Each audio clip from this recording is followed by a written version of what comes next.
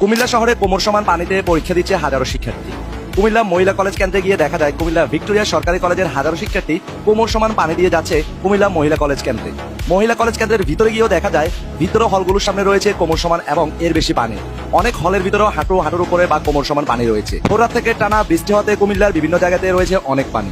আর আজকে পরীক্ষা হওয়ার কারণে কুমিল্লার শিক্ষার্থীরা বিপাকে পড়ে গিয়েছে। প্রশ্ন হচ্ছে এখানে যে আজকে কি পরীক্ষা স্থগিত করা যেত না? কুমিল্লার শিক্ষা বোর্ড কি সেটা পারতো না? পরীক্ষার্থীর এই কষ্ট